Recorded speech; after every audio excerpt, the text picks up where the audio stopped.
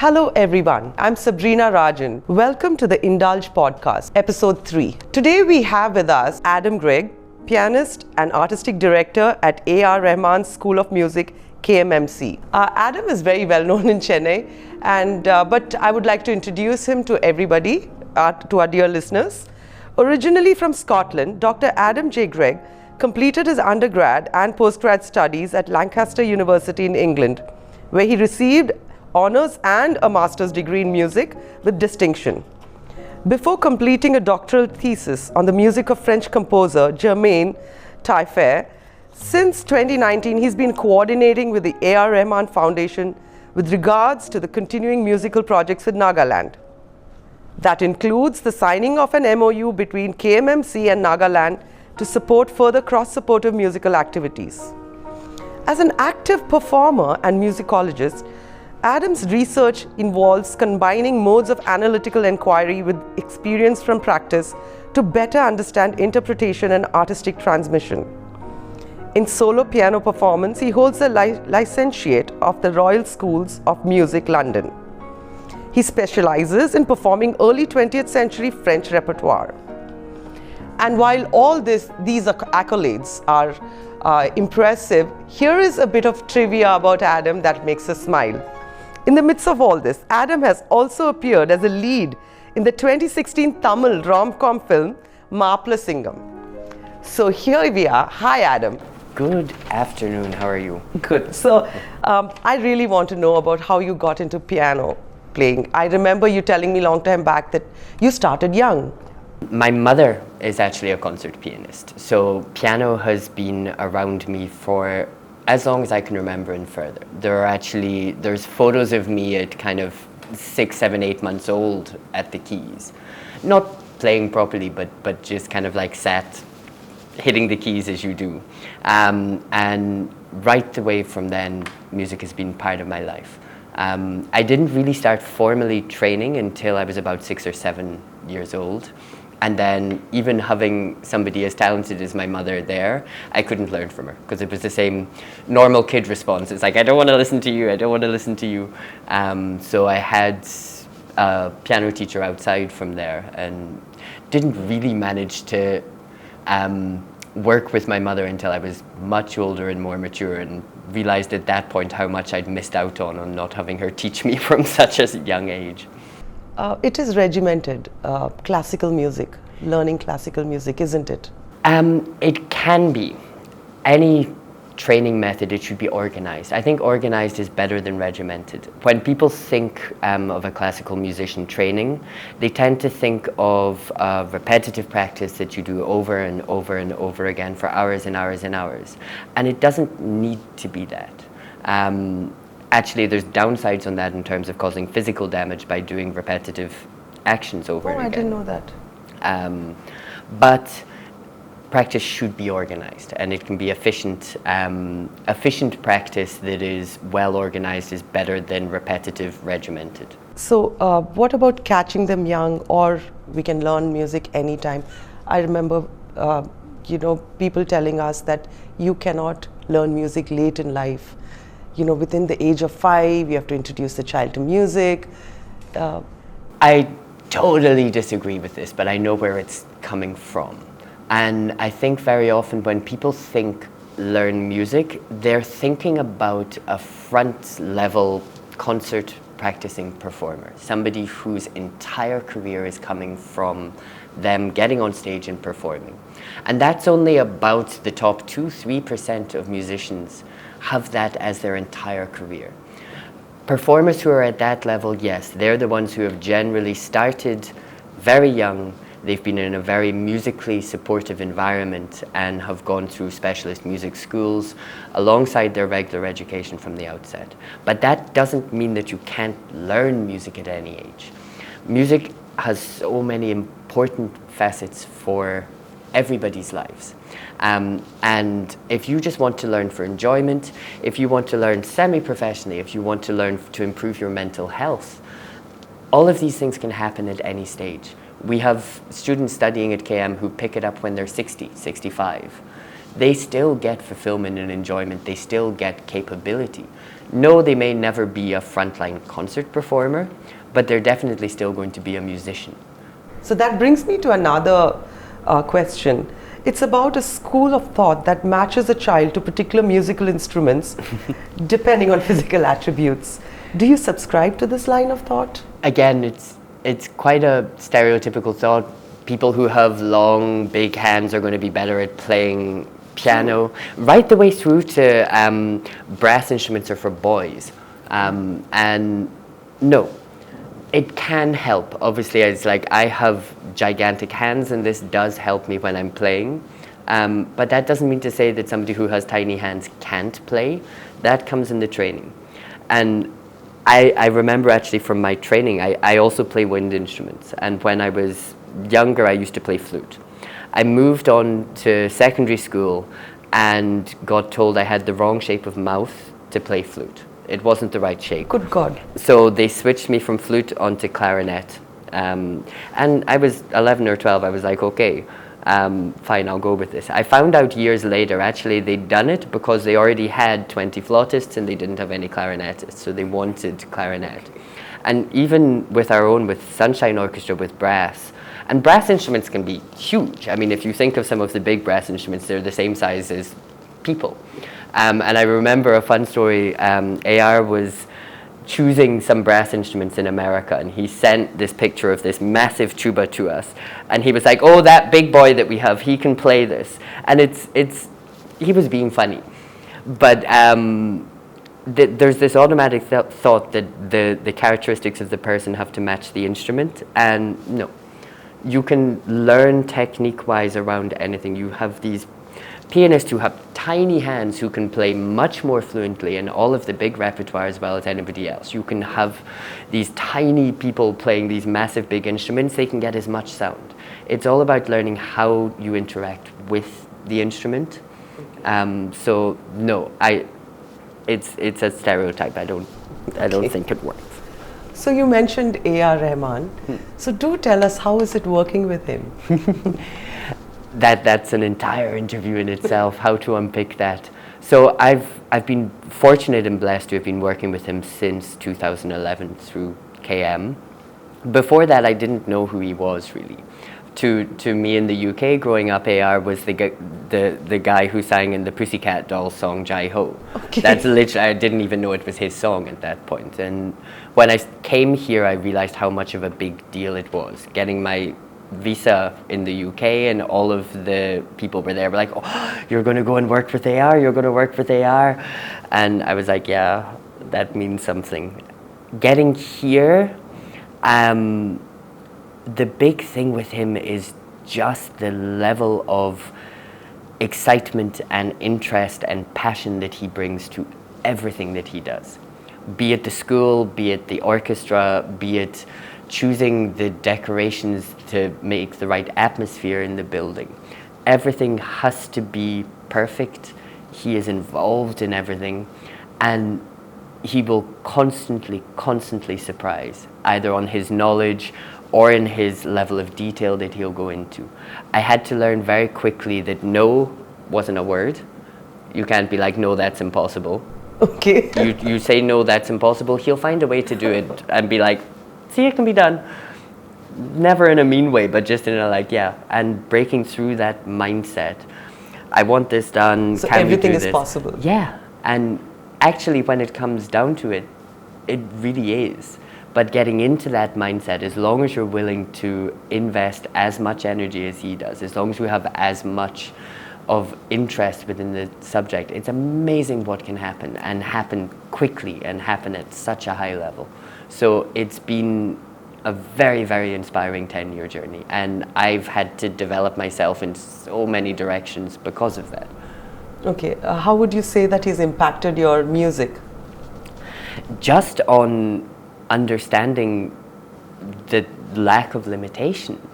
So in terms of project management, in terms of not thinking something is too big that it's unreachable, because when he comes with an idea, it's not a small, oh, let's do a little show at KM and do this. It's something that's big and impactful and meaningful. and having to understand that yes, we can do this, yes, it is possible, yes, it's beneficial, and then following that through to a completion. But also that you're not limited to what you're trained in. So as you said, I did Maplasingam back in 2016. I actually did that because I was suffering from a kind of artistic block at that point. I couldn't connect with music, I was feeling lost and trapped. And I noticed from him that when he was going through similar things, he would jump into a different art form, be it film direction, be it photography, be it something on Shock visual. you out of that mental block. Well, not even just shock, but just to develop yourself in another line. And going on to set for Maplasingam, seeing how they do a film direction, having to interact with what they're doing with lighting, what they're doing with camera direction and placement. And it entirely reawakened my artistic side. So I reconnected with music. Dreadful actor, but I reconnected with music through that project. And those are the kinds of things that I've taken from him in terms of constantly explore multiple fields. Don't just think I'm a musician, therefore I just do music and I shouldn't learn about anything else, I shouldn't know about anything else. Get involved and do it. What about film music? Since you are with AR Rahman, it's impossible for you not to be exposed and involved. So, I mean, my direct involvement, I've recorded for a few things where they've needed piano parts done here and there. Couple of films, I probably wouldn't even be able to say which films because you don't know which, I literally don't know which takes I'm taking when I walk in. But the main involvement is on shaping the students. AR's got a vision on film music in India. He's been impactful on it for decades. And the big one with the students is that he actually gets upset when they try to imitate him. Okay, it's not the best form of flattery, obviously. It's more that he wants more for them. He's like, I've done this. Why are you doing something that sounds like what I do? He doesn't like it when something like a film industry gets repetitive and trapped in a loop. And it's trying to find those new ways of exploring sound, of engaging with audiences. That's really important for him. And he knows that if the young musician's mindset is AR, I want to be like him, they'll never think to be beyond him. And he wants them to think to be beyond what he's done already. So it's humbling on one side from him, but it's very important that it keeps on trying to rebuild itself and find new ways of expression. So going back to your experience with the symphonies and orchestra, I just wanted to know, according to you, do you think the pianist is a powerful role, or what do you? Who is the most challenging, character on stage with an orchestra or a symphony? It's a really interesting question. Normally, the piano doesn't have a huge role within an orchestra. Orchestral music normally strings, brass, wind. If a piano is involved, it's usually buried quite low in the texture, or the pianist is the soloist. So we have these works where the piano sat in front of the orchestra, piano concertos. I was actually stupendously lucky to get to perform a piano concerto with the Australian World Orchestra when they came to Chennai. Another random thing that happened while I was in Chennai that I would never have had a chance to do. And people see that with the soloist sat in front of the orchestra and think their job must be the most difficult. They're in front. That's true. But it's not. Playing a piano concerto solo line, it's actually almost easier because everybody else follows you. You get to do the flashy little bits on top of it, but all of the complexity of keeping it together, making sure everybody's coming in. So you next think the conductor has the most difficult role. Also not. They need a commanding presence. Actually, I would say the most difficult role very often within an orchestra is that poor percussionist stood at the back who is playing the triangle, who has maybe 3 or 4 notes. And they have 3 or 4 notes in a 40, 50, 60-minute piece. That's overwhelming. But they need to come in exactly on time, and those 3 or 4 notes need to be perfect. So they cannot lose concentration. They have to be active. They're not doing anything. It's literally standing still for that amount just to do this. I never thought of that, to be honest. And the technique everywhere else, yes, it's difficult. Musicians are trained for all that, but the concentration and the discipline involved. So within something that is collective as an orchestra, everybody is important. So is that the goal for a pianist or a musician, whether it's a string instrument? Is that the goal, to be in an orchestra? Is that like I wouldn't say that's the only goal. Again, music is still, as a subject, particularly music with a Western focus, is still developing in India, and people think the orchestra is the high point. Yes. It can be, but you get different types of players. So you have players who play with these large orchestras, 50, 60, 70, up to 100-person orchestras, and that's their career, and that will be their career. You have the top 3% I was talking about earlier. They'll be the soloists who stand in front of the orchestra and are the big names that bring people in. Some people will have that, and that's the usual goal. I want to be the star at the front of the stage. But beyond that, within music, and even as a performer, as a pianist, some people aspire to be the accompanist, the piano that literally accompanies the singer. And that is a full discipline and skill, very difficult. Soloists can't do it. But it's not so glamorous. It doesn't feel as glamorous, Yes. but not everybody wants to be the center of attention. Some people want to be that supporting role. You'll have the ones whose entire aspiration is to be the person sat at the back monitoring the sound. Again, it's an essential role. It requires musical knowledge, it requires understanding, but it's not in the forefront. And India is beginning to realize that music as a career does not just mean you be AR or you be the performer out in front. There is a whole suite of jobs there to suit every character type, whether it's music and business, or whether it's music and engineering, or whether it is taking something visual and music. These are all job roles that are needed within the creative industries. But you're true. It's right that in India, we still want our solo moment. Yeah. We still want that, being in the spotlight. So we feel we are bidding our time when we are doing these things that you are saying. It supports the bigger picture. But it can be entirely fulfilling to have one of these other job roles. And again, if I look at the students I have at KM, I have a lot of introverted students. You think of musicians as extroverts and being out there in your face, loud people, because they... Performers. Yeah. They're performers. So you would assume that they don't have stage fright, they're confident in front of audience. No. It's always there. Stage fright everybody has. I mean, I don't think I know any musicians who don't suffer from that nerve and anxiety of getting on stage.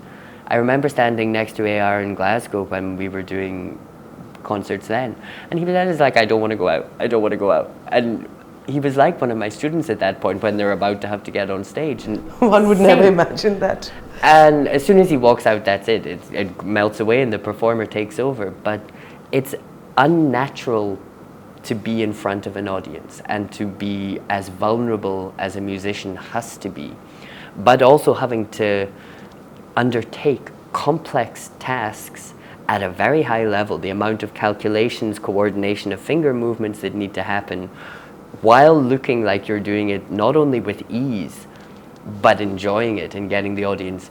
All of those things have to come together for a frontline performer. It's more than just playing music. It is playing music, but it's so much task. It's an unnatural situation, and anybody who feels normal within that, they are abnormal. So there's always a facade, and there's always stage fright and nerves that go on, and we really train hard how to not get rid of them, but how to cope with them. That sounds positive. And Yeah. it also seems like it has more impact on your life than just a skill set that you know Yeah. when you are a performer. It is.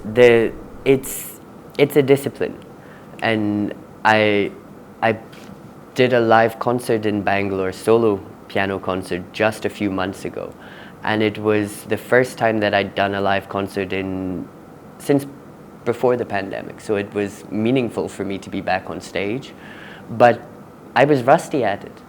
I wasn't rusty at playing. I'd been doing more practice than I'd done in ages because I had all of the pandemic time to do it. But the art of being on stage, I was rusty at. And I did have the stage nerves, and I was having to remember how to fill that space and make it look like you're not the shy, nervous performer getting on stage, because no audience really wants somebody who doesn't look like they should be there. So it's a discipline that you sounds a little build brutal. up. They don't. Yeah. When it comes down to it, if an audience is paying for somebody to be on stage, they want to see somebody on stage. They don't want to see somebody who's apologizing for being on stage. Oh, okay. That sounds... Okay, now we're in one of my performance master classes. True. Yes. Okay, so I want to move on to Indian classical music and your relationship with it. Since you come from a purely Western classical background, how is it for you, and especially your attitude towards fusion music? So you're touching on controversial subjects with this. I would have never thought I never would have guessed it. that this is controversial. But do tell us. I love Indian classical music. I love Indian folk music. I know very little about it in the same way as I know about Western music, because I've not really been trained in it, but I am surrounded by it a lot. We teach both. We teach Western and Indian classical within us, and our students are expected to learn both. Had I had interaction before coming to India? Yes, because part of our music curriculum does include world musics. So we learn about Latin American music, we learn about Indian music, we learn about different folk traditions throughout the world as part of our education. And this is something which I'm hoping will happen more in India, that when music becomes more curriculum-based, it is much more encompassing than just focusing on the music. So you're introduced to more forms and more cultures. But I'm not trained in it. I know the sounds. I can go to a concert in Asaba and sit there and enjoy it. And I love that because I get to listen as a listener. When I'm listening to any Western music, my analytical brain is active. So you would be able to actually judge Western music? Yeah. I could turn that on and judge Indian music, and I'm sure I'd have something to say, but I don't know the nuance. That's fairly honest. But the problem with the Western side is I can't shut that off. It's been such a part of me that if I hear a pop song, or if I'm just out and there's music on in the background, part of my brain will kick in, and I'm like, oh, I don't like that progression, they haven't done this well. And you can't shut it, so I can't enjoy music in the same way. Listening to something like a Carnatic concert, I can actually just sit down, enjoy the performance without this dialogue constantly going on in my head of analyzing and judging and doing all of the professional things with it. So I really appreciate that in terms, and this is also why I don't want to learn too much more about it, because I want to keep that. So you want to be the audience? Yeah, it's. I mean, music's there for us to enjoy. When it comes to Indian music, you want to be the audience. If you can enjoy it, what? But the second part of your question on fusion music, that's where we begin to get controversial. There's this big thing about labels in music. Classical music, popular music, Hindustani music, Carnatic music, genre labels, trance, hip-hop. And it is a disservice very often. Because but doesn't it help? With what? In categorizing and but to do what? Identifying. Oh, really? Okay. Because once you start to label, you start to build rules in. So this type of music has to sound like this. That's true. It has to be performed in this way. It has to have this kind of performance environment. And these are the people that listen to it. No, so what you're saying is that we could have rules for making a certain kind of music, but it impacts more than just making of the music.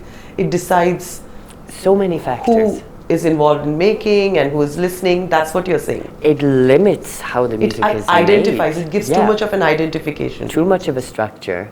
And the problem with that is that once that box is built around it, it is very difficult to break out of it. But isn't that what classical music is? It's what got it's rules. become, but it maybe shouldn't have.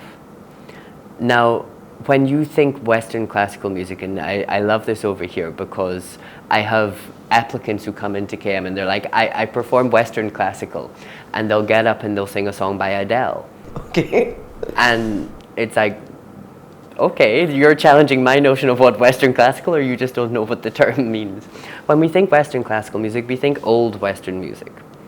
But there's still classical music that is being created now, that is from the West. Contemporary, but Western classical. Yeah. But that's a style, and people would struggle to identify what that maybe would sound like. It's not a dead tradition. It's not something that is finished.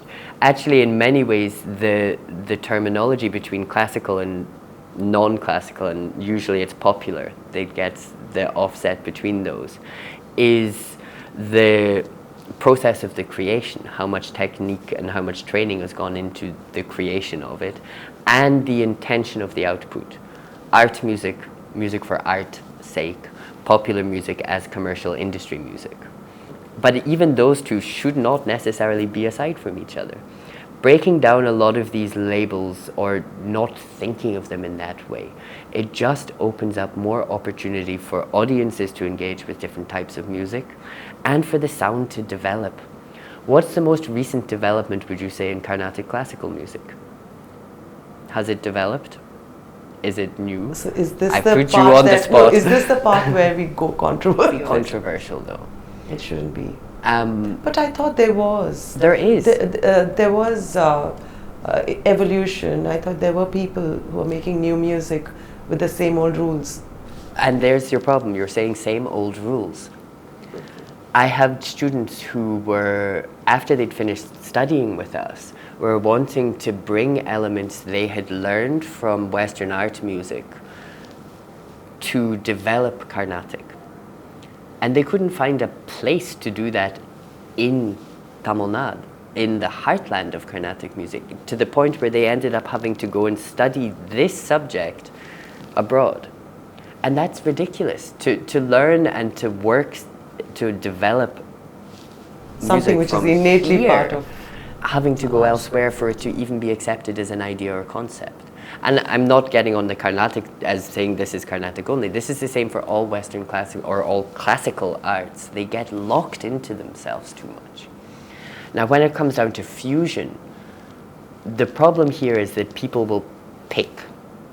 I'm going to take a bit of this and a bit of this, put it together and say it's fusion. Now, that person may have no idea about this type or no idea about that type. And it becomes musical appropriation very often. It becomes cultural appropriation, misrepresentation or misusing. Because they don't understand. But this is exactly opposite of your previous stand on being free. I'm no coming. rules. I'm coming to it. So at KM we teach Western, we teach Indian, we teach technology. Those are the three disciplines. I don't have any staff members who teach fusion because the staff are trained as Western musicians, they are trained as Indian musicians, or they are trained in tech. The students learn both. So I have singers who learn Hindustani classical voice, Western classical voice. They understand Indian rhythmic patterns, they understand Western orchestration. When they write or when they create music from their training. And their training is all of this. So they're not fusing one sound and another sound.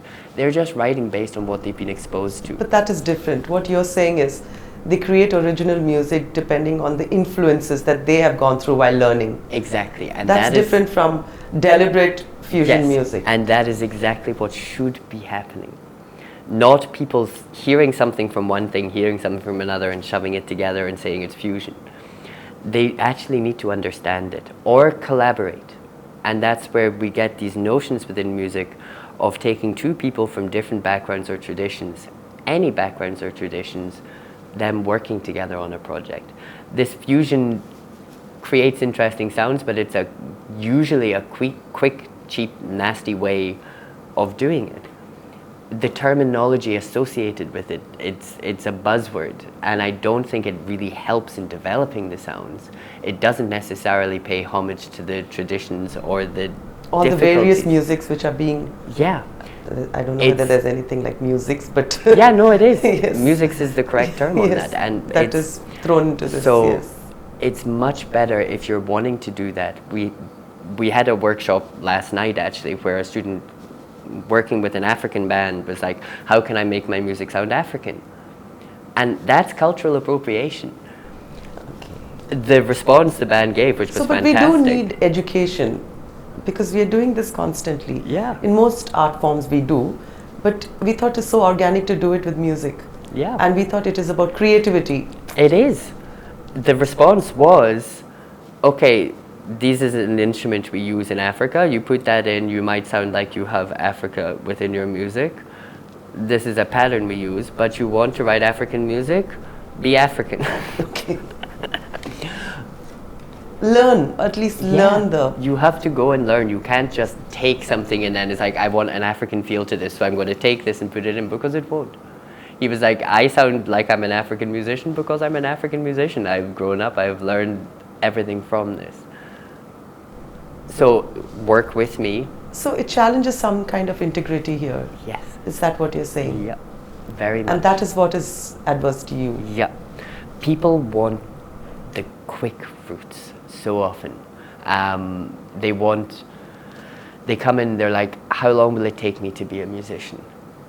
I'm going to learn for 2 years. Will I be a musician after 2 years? It's like, I've been learning for 40 years. I don't know if I'm allowed to call myself a musician yet. And I haven't stopped. It's lifelong. But stop taking shortcuts to things, because what you're missing out on the way is quality and understanding and knowledge. It's damaging. And why is everybody in such a rush? There's so much music. How much music is being created, and how much of that music is worthwhile? And it's another controversial one if I'm saying that some music that's created isn't worthwhile, but it really isn't. Adam, that was beautiful. Thank you so much. You literally made music sound like life coaching right now, because what you said about learning music and about looking at music differently, it has been really valuable. Thank you so much. Thank you so much for being with us today.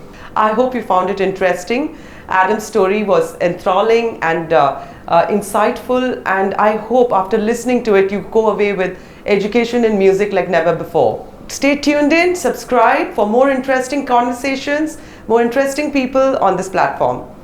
Hi, this is Adam Greig from KM Music Conservatory. Just had a wonderful conversation with my good friend Sabrina here for the Indulge podcast. Stay tuned and subscribe for more podcasts from Indulge. Hope you've enjoyed. Thank you.